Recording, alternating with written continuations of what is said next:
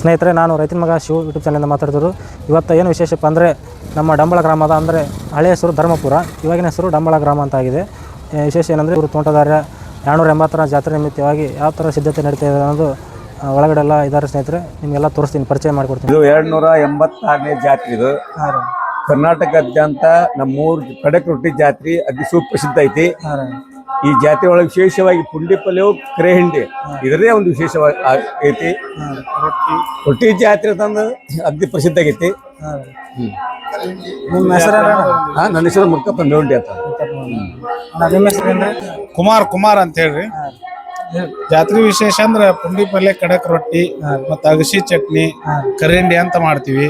ಇದು ಬಹಳ ವಿಶೇಷವಾದದ್ದು. ನಮ್ಮ ಉತ್ತರ ಕರ್ನಾಟಕದ ಪ್ರಪ್ರಥಮವಾಗಿ ತೋಂಟದಾರ್ಯ ಜಗದ್ಗುರು ತೋಂಟದಾರ್ಯ ಮದರ್ಧನಾರೀಶ್ವರ ಮಠದೊಳಗೆ ಇದು ಬಹಳ ಫೇಮಸ್ ಇಲ್ಲಿ ಆಗಿರುತ್ತೆ, ಜಗತ್ ಪ್ರಸಿದ್ಧ ಆಗೈತಿ.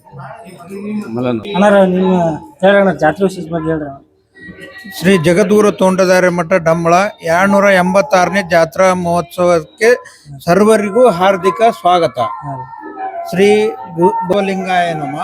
ಈ ಡಂಬಳ ರೊಟ್ಟಿ ಜಾತ್ರೆ ವಿಶೇಷ ಏನಪ್ಪಾ ಅಂದ್ರ ಕರಿ ಹಿಂಡಿ, ಪುಂಡಿ ಪಲ್ಯ, ಆಮೇಲೆ ಬಾಣ ಮತ್ತು ಅಗಸಿ ಚಟ್ನಿ. ಜಾತ್ರೆ ವಿಶೇಷ ಅಂದ್ರೆ ಅದ ಇಡೀ ಊರಿನ ಭಕ್ತರು ಎಲ್ಲ ಸರ್ವ ಜನಾಂಗದ ಶಾಂತಿಯ ತೋಟ ಅಂತೇಳಿ ಹೆಸರುವಾಸಿಯಾದ ಶ್ರೀ ತೋಂಟ ಮದರ್ಧನಾರೀಶ್ವರ ಜಾತ್ರಾ ಮಹೋತ್ಸವ ಒಂದು ಅದ್ದೂರಿಯಾಗಿ ಕರಿಂಡಿ ಯಾವಾಗ ಮಾಡ್ತೀರ? ಕರಿಂಡಿ ಇವತ್ತು ಅಲ್ಲೇ ಮಾಡಿದ್ದೀವಿ, ಮಾಡಿಟ್ಟಿದ್ದೀವಿ.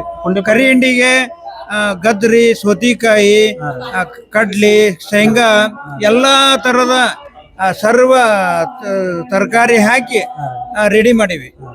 ಕರಿ ಹಿಂಡಿನ ಕಿರಿ ಹಿಂಡಿ ರೆಡಿ ಮಾಡಿವಿ. ಪುಂಡಿ ಪಲ್ಯ ಯಾವಾಗ ಮಾಡ್ತೀರ? ಪುಂಡಿ ಪಲ್ಯ ಹುಚ್ಚೈನ ದಿವ್ಸ ಮಾಡ್ತೀವ್ರಿ. ಹುಚ್ಚೈನ ದಿವ್ಸ ರೊಟ್ಟಿ ಜಾತ್ರೆ, ಹುಚ್ಚೈನ ದಿವ್ಸ ರೊಟ್ಟಿ ಜಾತ್ರೆ ಅಂತ ನಡೀತೈತಿ. ಉತ್ತರ ಕರ್ನಾಟಕದಾಗ ಇದು ರೊಟ್ಟಿ ಜಾತ್ರೆ ಸ್ಪೆಷಲ್ ಇದೆ. ಒಂದು ಭಕ್ತರು ಬಂದು ನಮ್ಮ ಊರಿಗೆ ಒಂದು ಸುತ್ತಮುತ್ತ ಹಳ್ಳಿ ಜನ ಎಲ್ಲ ಈ ಡಂಬಳ ಹುಬ್ಳಿ, ಆಮೇಲೆ ಗದಗ ಡಿಸ್ಟಿಕ್, ಆಮೇಲೆ ಮುಂಡ್ರಿಗಿ ತಾಲೂಕಿನ ಜನ ಎಲ್ಲರೂ ಬಂದು ರೊಟ್ಟಿ ಜಾತ್ರೆ, ರೊಟ್ಟಿ ಊಟವನ್ನು ಸವಿದು ಭಕ್ತವನ್ನು ಸ್ವೀಕರಿಸಿ. ನಿಮ್ಮ ಹೆಸರು? ಮಲ್ಲಿಕಾರ್ಜುನ್ ಪ್ಯಾಟಿ ಡಂಬಳ. ನಿಮ್ಮ ಹೆಸರು? ಮಲ್ಲಿಕಾರ್ಜುನ್ ದೇವಡಿ 286ನೇ ಜಾತ್ರೋತ್ಸವದ ಅಂಗವಾಗಿ ಈ ಪುಂಡಿ ಪಲ್ಯ ಎಲ್ಲ ಎಲ್ಲಿ ಪುಂಡಿ ಪಲ್ಯ ಎಲ್ಲ ಮಠದೊಳಗೆ ಬೇರೆ ಭಕ್ತರನ್ನು ಕೊಡ್ತಾರೆ. ಹಂಗಾಗಿ ಈ ಜಾತ್ರೆ ವಿಶೇಷ ಜಾತ್ರೆ ಅಂದ್ರೆ ಉತ್ತರ ಕರ್ನಾಟಕದಾಗ ಪುಂಡಿ ಪಲ್ಯ ರೊಟ್ಟಿ ಜಾತ್ರೆ, ಕಡಕ್ ರೊಟ್ಟಿ ಜಾತ್ರೆ. ಇನ್ನು ವಿಶೇಷ ಏನಂದ್ರೆ ನಮ್ಮ ಗದಗ ಭೀಮಪ್ಪ ಹನುಮಪ್ಪ ಪೂಜಾರಿ ಸೆಕೆಂಡ್ ಡಂಬಳ ನಮಗೆ.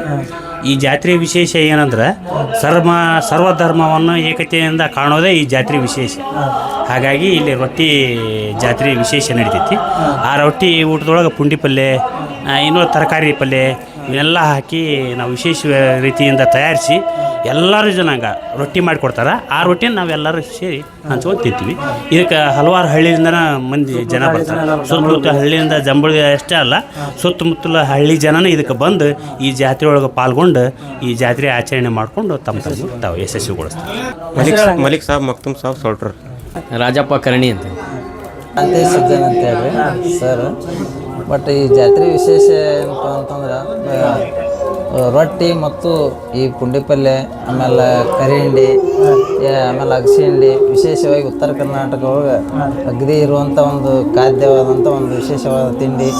ಹಾಗಾಗಿ ಈ ಸುತ್ತಮುತ್ತಲಿನ ಹಳ್ಳಿಗಳಿಂದ ಅತಿ ಹೆಚ್ಚು ಜನಸಂಖ್ಯೆಯಿಂದ ಕೂಡಿರ್ತದೆ. ಯಾವುದೇ ಜಾತಿ ಧರ್ಮ ಭೇದವಿಲ್ಲದೆ ಎಲ್ಲರೂ ಪಾಲ್ಗೊಂಡು ಸಂತೋಷದಿಂದ ವಿಜೃಂಭಣೆಯಿಂದ ಜಾತ್ರೆಯನ್ನು ಆಚರಿಸ್ತಾರೆ. ಅಷ್ಟೇ ಭಕ್ತರು ಹರ್ಷದಿಂದ ಬಂದು ಜಾತ್ರೆ ಬಂದು ಈ ದೇವರ ಕೃಪೆಗೆ ಪಾತ್ರರಾಗಬೇಕಾಗಿ ವಿನಂತಿ. ಈಗ ನಾಳೆ ಪ್ರಸಾದ ರೊಟ್ಟಿ, ಕರಿ ಹಿಂಡಿ ರೀ, ಆಮೇಲೆ ಈ ಅಗಸಿ ಹಿಂಡಿ, ಆಮೇಲೆ ಬಾನ, ಎಲ್ಲ ವ್ಯವಸ್ಥೆ ಇರುತ್ತೆ. ಎಲ್ಲಪ್ಪ ಗುಳಾರಿ. ನೋಡಿ ಸ್ನೇಹಿತರೆ, ಎಲ್ಲರೂ ಡಂಬಳದ ಯುವಕರು ಸೇರಿ ಮತ್ತು ಹಿರಿಯರು ಸೇರಿ ಪುಂಡಿ ಪಲ್ಯ ಅವರೇ ಸೋಸ್ತಿದ್ದಾರೆ. ಹಾಗೆ ಇಲ್ಲಿ ಸೋಸಿಟ್ಟಿದ್ದಾರೆ, ಅದು ತೋರಿಸ್ತೀನಿ ಬನ್ನಿ. ತೋಂಟದ ಸಿದ್ಧಲಿಂಗ ಮಹಾಸ್ವಾಮಿಗಳು ತೋಂಟದಾರ್ಯ ಸಂಸ್ಥಾನ ಮಠ ಡಂಬಳ ಗದಗ ಜಗದ್ಗುರು ತೋಂಟದಾರ್ಯ ಶ್ರೀಗಳು ಮೊದಲು ನಮ್ಮ ಊರಿಗೆ ಪಟ್ಟಕ್ಕಾದ ಮ್ಯಾಗ ಒಕ್ಕಲ್ತನದಿಂದ ಹಿಡ್ಕೊಂಡು ಮೊದಲು ಒಕ್ಕಲ್ತನ ತೋಟಕ್ಕೆ ಹೋಗಿ ಒಕ್ಕಲ್ತನ ಮಾಡ್ತಿದ್ರು, ಬಾವಿ ಕಡಿದ್ರು ಅಲ್ಲಿಂದ ಅಲ್ಲೇ ಆಳಿನ ಜೊತೆಗೆ ವ್ಯವಸಾಯ ಮಾಡಿದರು. ವ್ಯವಸಾಯ ಮಾಡಿ ದ್ರಾಕ್ಷಿ ಬೆಳೆದ್ರು, ಆಮೇಲೆ ಬಾರಿ ಬೆಳೆದು ಆಮೇಲೆ ಗದಗಲಿಂದ ಡಂಬಳ ಮಠಕ್ಕೆ ಪಾದಯಾತ್ರೆ ಸ್ಟಾರ್ಟ್ ಮಾಡಿದರು. ಪಾದಯಾತ್ರೆ ಮಾಡಿ ನಮ್ಮ ಡಂಬಳ ಗ್ರಾಮವನ್ನು ಇಡಕನ ಗುರ್ತು ಮಾಡಿದರು. ಡಂಬಳ ತೋಂಟದಾರ್ಯ ಮಠ ಈ ಡಂಬಳದಿಂದ ಗದಗಲಿಂದ ಪಾದಯಾತ್ರೆ ಮಾಡಬೇಕಾದ್ರೆ ಮಾಡಿ ಡಂಬಳ ಗ್ರಾಮವನ್ನು ಇಡೀ ರಾಜ್ಯಕ್ಕನ ಗುರ್ತು ಮಾಡಿದರು.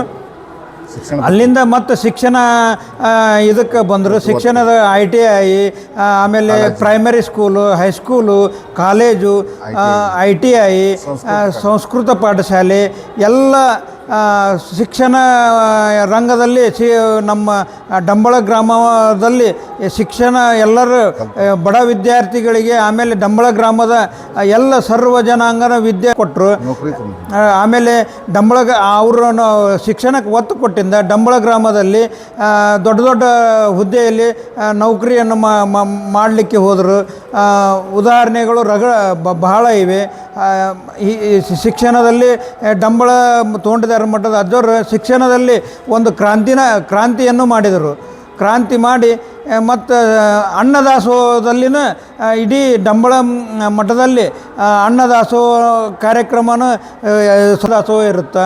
ಆಮೇಲೆ ಗದಗಿನ ಮಠದೊಳಗೂ ಅನ್ನದಾಸೋಹ ಇರ್ತದೆ. ನಿರಂತರ ದಾಸೋಹ ಅಂತ ಹೆಸರನ್ನು ಪಡೆದರು. ಶ್ರೀ ಮರಗದೂರು ತೋಂಟದಾರ್ಯ ಸಿದ್ಧಲಿಂಗ ಮಹಾಸ್ವಾಮಿಗಳು ತ್ರಿವಿಧ ದಾಸೋಹಿ ಅಂತ ಹೇಳಿ ಹೆಸರನ್ನು ಪಡೆದರು. ತದನಂತರ ಒಳಗೆ ರಾಷ್ಟ್ರಪತಿಯವರಿಂದ ಒಂದು ಪ್ರಶಸ್ತಿಯನ್ನು ಪಡೆದರು.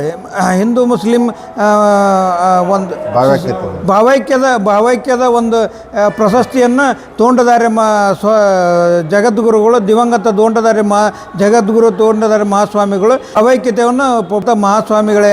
ಅದು ಯಾರು ಇದ್ರು ಅಂದ್ರೆ ಶ್ರೀ ಜಗದ್ಗುರು ತೋಂಟದಾರ್ಯ, ದಿವಂಗತ ಜಗದ್ಗುರು ತೋಂಟದಾರ್ಯ ಮಹಾಸ್ವಾಮಿಗಳಂತ ನಾವು ಮಠದ ಭಕ್ತರು ಮಲ್ಲಿಕಾರ್ಜುನ್ ಪ್ಯಾಟಿ ಅಂತೇಳಿ ಮಠದ ಸವಿಸ್ತಾರವಾಗಿ ನಮ್ಮ ಜಗದ್ಗುರುಗಳ ಬಗ್ಗೆ 4 ಮಾತುಗಳ ಹಿತನುಡಿಯನ್ನು ಹೇಳಿದ್ದೇನೆ.